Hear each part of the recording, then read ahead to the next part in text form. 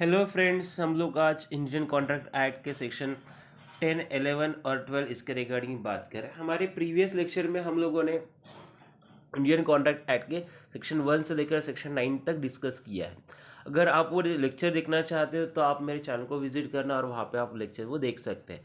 देखिए, Indian contract act का जो ये टॉपिक है कैपेसिटी टू कॉन्ट्रैक्ट, ये बहुत ही इंपॉर्टेंट टॉपिक है और ये लेंदी टॉपिक है। इसके लिए ये टॉपिक को हम लोग आज के एक ही लेक्चर में कवर नहीं कर पाएंगे। इसलिए ये टॉपिक के ऊपर में हम लोग एक सीरीज ऑफ लेक्चर्स लेंगे कि ये कैपेसिटी ऑफ कॉन्ट्रैक्ट क्या है, कौन पर्सन कॉन्ट्रैक्ट में आ सकता है, कौन पर्सन कॉन्ट्रैक्ट नहीं कर सकता। हम लोग यहाँ पे सेक्शन 10 देखेंगे जो कहता है कि व्हाट अग्रीमेंट आर कॉन्ट्रैक्ट, ऐसे कौन से अग्रीमेंट है जो कॉन्ट्रैक्ट होंगे। ये कहाँ पे सेक्शन 10 में बताया। सेक्शन 10 के पहले हम लोगों ने सेक्शन 2G पढ़ लेंगे। सेक्शन 2G में वैलिड कॉन्ट्रैक्ट या कॉन्ट्रैक्ट का डेफिनेशन दिया है। सेक्शन 2H ये बोलता है कि of this act distinguish between agreement and contract. ये एक्ट में क्या है, अग्रीमेंट और कॉन्ट्रैक्ट के बीच में फर्क बताया है। जो भी अग्रीमेंट है एनफोर्सेबल बाय लॉ है, वही अग्रीमेंट आगे जाके कॉन्ट्रैक्ट बनेंगे। इसका मतलब क्या है, सेक्शन 2H किसके रिगार्डिंग बात कर रहा है, एनफोर्सेबिलिटी के रिगार्डिंग बात कर रहा है। जो अग्रीमेंट है एनफोर्सेबल बाय लॉ है, वही अग्रीमेंट आगे जाके कॉन्ट्रैक्ट बनेंगे। जो भी पर्सन है, जो भी कॉम्पिटेंट पर्सन है, वो पर्सन ने जो फॉलोइंग सब्जेक्ट मैटर्स है या फॉलोइंग सेक्शंस दिए हैं, वो सब्जेक्ट मैटर पे उन्होंने कॉन्ट्रैक्ट नहीं करना चाहिए। अगर ये सब्जेक्ट मैटर पे कोई भी पर्सन कॉन्ट्रैक्ट करता है तो वहाँ पे वो पर्सन का कॉन्ट्रैक्ट है, वो वैलिड कॉन्ट्रैक्ट के डेफिनेशन के अंदर में नहीं आएगा।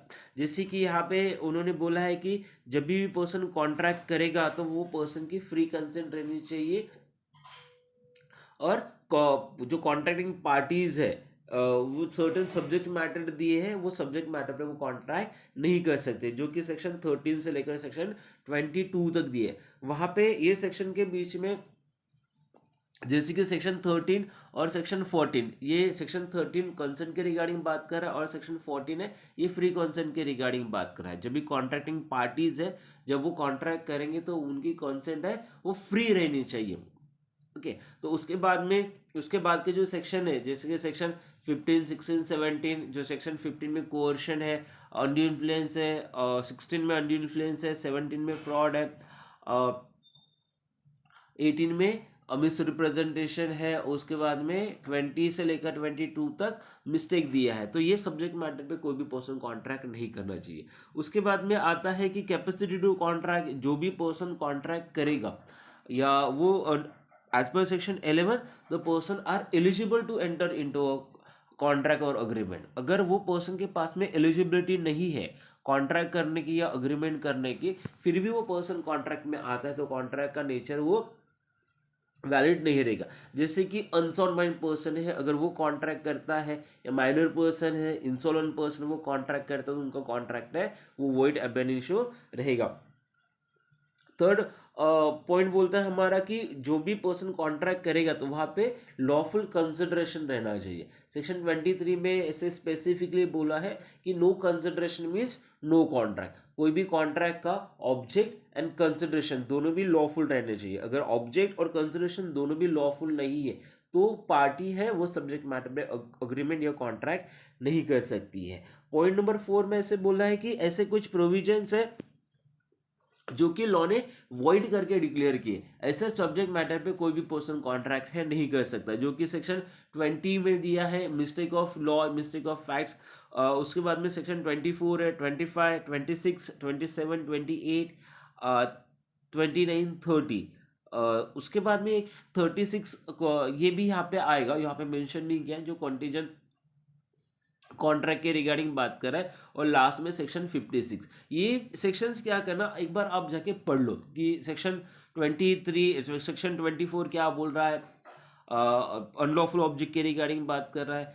सेक्शन 25 कॉन्ट्रैक्ट विदाउट कंसिडरेशन है, या मैरिज ब्रोकेज है, रिस्ट्रेंट ऑफ ट्रेड, ऑक्यूपेशन इसके रिगार्डिंग बात कर रहे हैं, रिस्ट्रेंट ऑफ लीगल प्रोसीडिंग इसके रिगार्डिंग बात कर रहे हैं, या वेगरिंग अग्रीमेंट है, कॉन्टीजन कॉन्ट्रैक्ट है जो, और लास्ट में 56 में दिया है फ्रस्ट्रेशन ऑफ कॉन्ट्रैक्ट। ऐसे सब्जेक्ट मैटर पे कोई भी पर्सन कॉन्ट्रैक्ट नहीं कर सकते या अग्रीमेंट नहीं कर सकता है। अगर वो अग्रीमेंट करेगा तो उनका अग्रीमेंट है वो वॉइड एब इनिशियो रहेगा। और पांचवा पॉइंट बोलता है कि in writing is so required by law. जब भी कॉन्ट्रैक्ट होगा या अग्रीमेंट होगा वो रिटर्न में ही रहना चाहिए। जहां पे यहाँ पे लॉ ने स्पेसिफाइड किया है कि कोई भी पर्सन ने कॉन्ट्रैक्ट वो राइटिंग में ही बनाना चाहिए। फॉर एग्जांपल अगर यहाँ पे सेल डीड हो रही है तो सेल डीड एक ये क्या कॉन्ट्रैक्ट है, तो ये सेल डीड हमेशा राइटिंग में ही रहनी चाहिए। जैसे कि ट्रांसफर ऑफ प्रॉपर्टी एक्ट ने बोला है कि कोई भी प्रॉपर्टी है इमूवेबल नेचर की प्रॉपर्टी है जिसका वैल्यू 100 रुपीज से कम है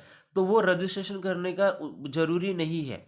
ओके, लेकिन जो प्रॉपर्टी का वैल्यूएशन इमूवेबल प्रॉपर्टी है उसका वैल्यूएशन 100 रुपीज से ज्यादा है तो वहां पे रजिस्ट्रेशन उन्होंने कंपलसरी बोला है। जहां इसका मतलब ये है कि जहां जहां पे लॉ ने ऐसे स्पेसिफिकली बोला है कि आपको यहाँ पे रजिस्ट्रेशन करना ही पड़ेगा, लिखित में कॉन्ट्रैक्ट करना ही पड़ेगा, तो वहां पे पार्टी ने लिखित में कॉन्ट्रैक्ट करना है और वो कॉन्ट्रैक्ट रजिस्टर्ड भी करवाना है। उसके बाद में हम लोग देखेंगे एक एग्जाम्पल देखेंगे। एग्जाम्पल में ऐसे बोला है कि कंपनी लॉ का एग्जाम्पल है, यहाँ पे memorandum of association and article of association are as to contract by companies are required to be in writing. तो इसका मतलब ये है कि किसी भी पब्लिक कंपनी प्राइवेट कंपनी को अगर उसका इनकॉर्पोरेशन करना है तो दो फंडामेंटल डॉक्यूमेंट्स है कंपनी के, जैसे मेमोरेंडम ऑफ एसोसिएशन है आर्टिकल ऑफ एसोसिएशन, उनका इनकॉर्पोरेशन आरओसी में करना ही है। तो ये क्या है, लॉ ने एक्सप्रेसली बोला है कि यहाँ पे जो अग्रीमेंट होगा या कॉन्ट्रैक्ट होगा वो रिटर्न फॉर्म में चाहिए। ओके, वो ओरल फॉर्म में नहीं चलेगा। ओके, तो यहाँ पे एक बार आप देख लेना। उसके बाद में हम लोग देखेंगे सेक्शन 11 क्या है। सेक्शन 11 किसके रिगार्डिंग बात कर रहा है, who are competent to contract, कौन पर्सन है कॉन्ट्रैक्ट करने के लिए एलिजिबल है या कौन पर्सन कॉन्ट्रैक्ट करने के लिए एलिजिबल नहीं है, इसके रिगार्डिंग सेक्शन 11 बात कर रहा है। सेक्शन 11 में ऐसे स्टार्टिंग में ही दिया है कि every person is competent to contract. जितने भी पर्सन है अब वो क्या इंडिया के सिटीजन है वो कॉम्पिटेंट है कॉन्ट्रैक्ट करने के लिए। ओके, उन्होंने जो पर्सन कॉम्पिटेंट है वो पर्सन को 3 कैटेगरीज में उन्होंने बाइफरकेट किया है। जैसे कि पहली कैटेगरीज है एज के रिगार्डिंग, कोई भी पर्सन का एज 18 प्लस है मतलब वो पर्सन मेजर है अकॉर्डिंग टू द लॉ तो वो पर्सन कॉन्ट्रैक्ट कर सकता है। दूसरा साउंड माइंड के रिगार्डिंग, किसी भी पर्सन का जो कॉन्ट्रैक्टिंग पार्टीज है उनका माइंड साउंड है, he is able to decide what is good and what is bad, उसके रैशनल थिंकिंग वो डिसाइड कर सकता है, ऐसा पर्सन कॉन्ट्रैक्ट कर सकता है। और तीसरी कैटेगरीज में उन्होंने ऐसे बोला है कि कोई भी ऐसे पर्सन है जिनको लॉ ने स्पेसिफिकली डिस्क्वालीफाइड नहीं किया है to enter into a contract, ऐसे सभी पर्सन से कॉन्ट्रैक्ट में आ सकते हैं। ये कहाँ पे, सेक्शन 11 में उन्होंने बोला। तो यहाँ पे सेक्शन 11 है वो एकदम इंपॉर्टेंट सेक्शन है बेसिकली। सेक्शन 11 में उन्होंने कैपेसिटी ऑफ पर्सन्स है वो डिफाइन किया है कि कोई भी ऐसे पर्सन्स है वो डिस्क्वालीफाइड बाय इन्फेंसी और डिस्क्वालिफिकेशन बाय इंसैनिटी, और तीसरा डिस्क्वालिफिकेशन उन्होंने दिया है कि other special disqualification prescribe by law.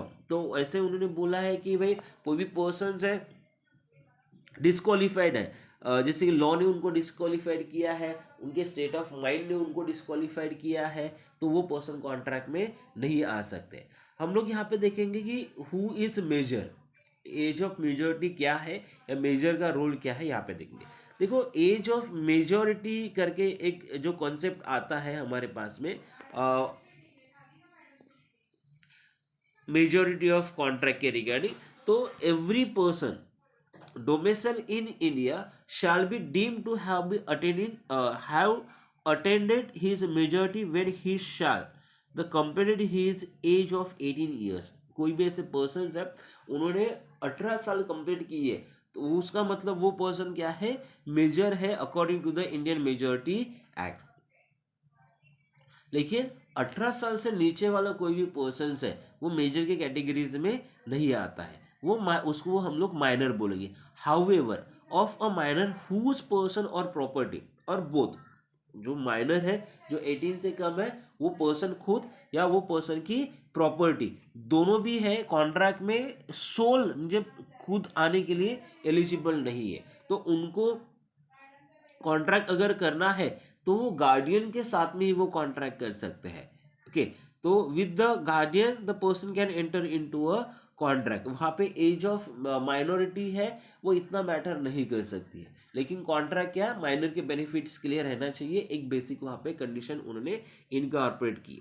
उसके बाद में माइनर अग्रीमेंट है, अगर माइनर पर्सन कॉन्ट्रैक्ट में आता है तो क्या उसके अग्रीमेंट या उनके इफेक्ट्स क्या होंगे। तो माइनर पर्सन कॉन्ट्रैक्ट में आता है तो उसके इफेक्ट्स क्या होंगे। पहला इफेक्ट बोला है कि minor is not competent to contract, minor person contract में कॉन्ट्रैक्ट करने के लिए कॉम्पिटेंट ही नहीं है, तो माइनर पर्सन के साथ में जो भी कॉन्ट्रैक्ट होता है वो कॉन्ट्रैक्ट वॉइड एब इनिशियो होता है, वो कॉन्ट्रैक्ट का कुछ भी मीनिंग नहीं होता। ये हमको एक केस के द्वारा बताया है, मोहरी बीबी वर्सेस धर्मदास घोष के द्वारा 1903 का ये केस है। यहाँ पे Privi council had held that minor contract is void एब इनिशियो। माइनर का कॉन्ट्रैक्ट क्या है, वॉइड है, कंप्लीटली वॉइड है, वो मेयरली वॉइडेबल कैटेगरीज के वॉइडेबल कैटेगरीज में वो कॉन्ट्रैक्ट नहीं आता है। ये केस के फैक्ट्स ये है कि a minor executed a mortgage for the sum of 20,000 rupees out of which he has received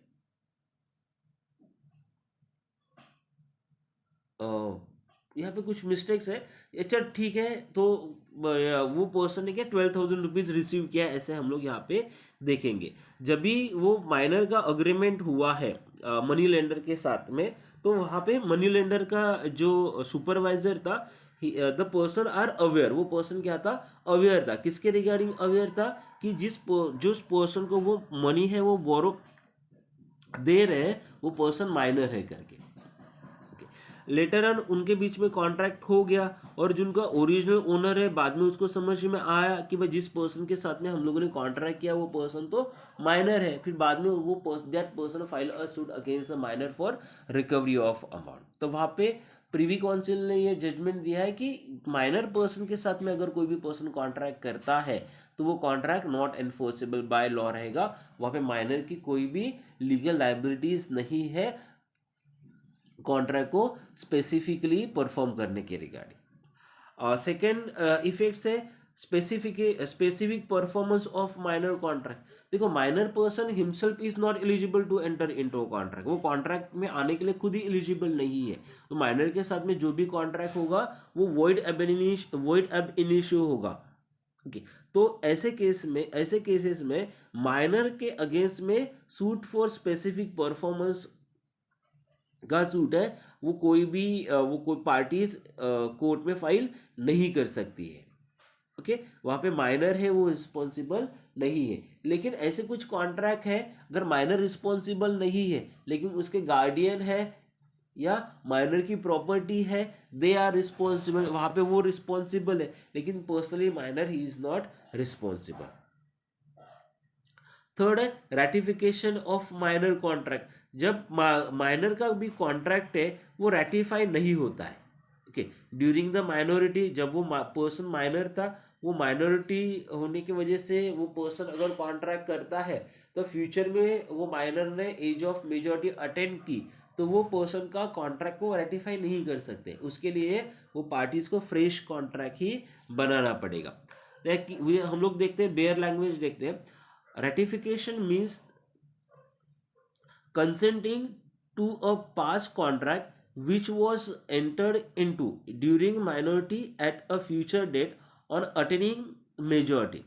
It relates back to the date of the making of the contract. Since minor's contract is void, there can be no question of saying it. तो minor का contract क्या है जो void एब initio है, major होने के बाद में वो कॉन्ट्रैक्ट को रेटिफाई नहीं कर सकते, उसके लिए हमको फ्रेश कॉन्ट्रैक्ट ही बनाना पड़ेगा। नेक्स्ट इफेक्ट्स है false representation by a minor and law of estoppel. minor cannot be stopped by a false representation, as there can be no estoppel against a statute. A minor who falsely represents himself to be a major and thereby induce another person to enter into a contract with some can plead minority with him can plead minority as a defense. तो वहाँ पे ऐसे उन्होंने बोला है कि कोई भी पर्सन है नो स्पेसिफिक परफॉर्मेंस माइनर के अगर से स्पेसिफिक परफॉर्मेंस नहीं कर सकते तो यहाँ पे रूल ऑफ स्टॉपेल का जो प्रिंसिपल है वो भी माइनर के अगेंस्ट में आप अप्लाई नहीं कर सकते हो। रूल ऑफ स्टॉपेल का जो प्रिंसिपल है इंडियन एविडेंस एक्ट का प्रिंसिपल, अगर आपने कुछ वर्ड्स बोले हैं कुछ कमिटमेंट किए हैं तो आप क्या नहीं कर सकते, वो कमिटमेंट्स को डिनाई नहीं कर सकते हो, वो आपको वो कमिटमेंट्स है वो फॉलो करने ही पड़ेंगी। लेकिन माइनर के केस में रूल ऑफ स्टॉपेल है वो एप्लीकेबल नहीं होता है, बिकॉज माइनर क्या है, minor person himself is not eligible to enter into a contract. तो यहाँ पे हम लोगों ने बेसिकली दिया है कि मीनिंग ऑफ स्टॉपल, ये एविडेंस लॉ का एक रूल है। यहाँ पे when a man has by words spoken और राइट्स और by conduct induce another to believe that certain state of things exist, he will not be allowed to deny the existence of that state of things. अगर माइंड एक किसी भी एक person ने अगर कोई भी जो थिंग्स है उसको बोल के या लिख के या अपने कंडक्ट के द्वारा अगर वो पर्सन को सहमति दी है, ये वो एक्सेप्टेंस किया है, बाद में वो पर्सन डिनाई नहीं कर सकता है। ये रूल ऑफ स्टॉपेल कहता है कि इंडियन एविडेंस एक्ट का ये प्रिंसिपल है, लेकिन ये प्रिंसिपल माइनर के अगेंस्ट में आप अप्लाई नहीं कर सकते हो। यहाँ पे उन्होंने स्पेसिफिकली बोला है the law of estoppel does not apply to minor. हम लोग माइनर के अगेंस्ट में लॉ ऑफ स्टॉपेल का प्रिंसिपल है वो अप्लाई नहीं कर सकते। यहाँ पे उन्होंने बोला है कि liability of a third person, surety for a minor, कोई भी पर्सन है माइनर के रिगार्डिंग श्योरिटी स्टैंड होता है या माइनर किसी भी पर्सन की श्योरिटी स्टैंड करता है, तो ये दोनों भी केसेस में जो अग्रीमेंट होगा वो वॉइड होगा। An agreement by a minor is void but an agreement by guardian on his behalf of is valid। अगर माइनर के लिए एक्ट के लिए कोई पर्सन गार्डियन रहता है माइनर का, ओके वो अग्रीमेंट कैसे रहेगा, वैलिड रहेगा। जैसे कि हम लोग इंडियन पार्टनरशिप एक्ट का एग्जांपल ले सकते हैं। वहां पे इंडियन पार्टनरशिप एक्ट में माइनर पर्सन है वो पार्टनर नहीं बन सकता है, लेकिन minor person with the reference of guardian and adult partner, guardian और अडल्ट पार्टनर के कंसेंट से माइनर पर्सन वो कॉन्ट्रैक्ट कर सकता है। वहां पे पूरी रिस्पॉन्सिबिलिटी वो माइनर की नहीं होगी, तो माइनर के जो गार्डियन है उसके तरफ है वो शिफ्ट होगी। और इंसॉल्वेंसी के रिगार्डिंग माइनर पर्सन को इंसॉल्व करके डिक्लेयर नहीं कर सकते हैं। ओके ये इसके रिगार्डिंग माइनर के रिगार्डिंग हम लोगों ने यहाँ पे देखा। हम लोग नेक्स्ट लेक्चर में exceptions what minor can do, तो ये एक छोटा सा टॉपिक है, हम लोग ये कवर कर लेंगे। ओके तो उसके बाद में अनसॉन माइंड है वो स्टार्ट कर लेंगे। यहाँ पे उन्होंने ऐसे बोला है कि exceptions minor can do, minor क्या कर सकता है। देखो लॉ क्या कहता है कि सेक्शन 11 क्या कहता है बेसिकली कि माइनर पर्सन वो कॉन्ट्रैक्ट में नहीं आ सकता है, लेकिन ऐसे कुछ प्रोविजंस है जहां पे माइनर पर्सन कॉन्ट्रैक्ट में आ सकता है। यहाँ पे एक बोला है कि प्रोमिसी एंड ट्रांसफरी है, minor can be a promisee और ट्रांसफरी, माइनर प्रोमिसी और ट्रांसफरी बन सकता है, लेकिन माइनर प्रोमिसर और ट्रांसफर नहीं बन सकता। माइनर एक्सेप्ट कर सकता है लेकिन माइनर ऑफर नहीं कर सकता है। सेकेंड है एजेंसी, कॉन्ट्रैक्ट ऑफ एजेंसी में माइनर पर्सन है एज ए एजेंट करके स्टैंड रह सकता है। यहाँ पे प्रिंसिपल ऑफ एजेंसी में जो उसका प्रिंसिपल रहेगा, जो मास्टर रहेगा, he will be responsible for the act of his servant, या वो माइनर के लिए या माइनर के एक्ट के लिए प्रिंसिपल रिस्पॉन्सिबल रहेगा। तो से माइनर है किसी भी थिंग्स में एज ए एजेंट करके रह सकता है, लेकिन वहां पे नो फॉल्ट लाइबिलिटीज रहेगी, उसके लाइबिलिटीज के लिए will be responsible, the principal will be a responsible. उसके बाद में एक एक्सेप्शन आता है पार्टनरशिप फॉर्म का। हम लोगों ने इसके पहले डिस्कस किया है कि minor can not enter into a contract of partnership. Okay, कोई भी फुल फ्लेज पार्टनरशिप है वहां पे माइनर एंटर नहीं कर सकता है, but with the reference of guardian, minor के गार्डियन के कंसेंट से या अदर एडल्ट पार्टनर है उनके कंसेंट से माइनर पार्टनरशिप फॉर्म में पार्टनर्स बन सकता है, लेकिन माइनर ये प्रॉफिट के लिए रिस्पॉन्सिबल रहेगा, कोई लाइबिलिटीज है माइनर वहां पे शेयर नहीं करेगा पर्सनली। उसके बाद में कॉसी कॉन्ट्रैक्ट है। कॉसी कॉन्ट्रैक्ट में क्या हो जाता है कि माइनर है वो कॉसी कॉन्ट्रैक्ट में एंटर करता है। कॉसी कॉन्ट्रैक्ट का अगर आपको पूरा स्टडी करना है तो उसके लिए सेक्शन 68 है, वो एक बार आपको पढ़ना पड़ेगा। कॉसी कॉन्ट्रैक्ट रिजेंबलिंगली पार्टीज है वो कॉन्ट्रैक्ट में एंटर करती है। ओके, वहां पे कॉन्ट्रैक्ट में एंटर करने का किसी भी पार्टी का इंटेंशन नहीं है, तो एक्सेप्शन में माइनर पर्सन भी कॉसी कॉन्ट्रैक्ट कर सकता है। ओके, ये बेसिक से थिंग्स है हम लोगों ने आज के लेक्चर में देखे। तो आशा करता हूँ कि आपको ये लेक्चर है वो समझ में आया रहेगा। आप मेरे चैनल को फॉलो करना या सब्सक्राइब करना, शेयर करना, बिकॉज अच्छे टॉपिक पे मैं हमेशा वीडियो बनाऊंगा जो कि आपके जुडिशियल प्रिपरेशन के लिए या आपके एग्ज़ाम के लिए हेल्पफुल रहेंगे। Thank you so much.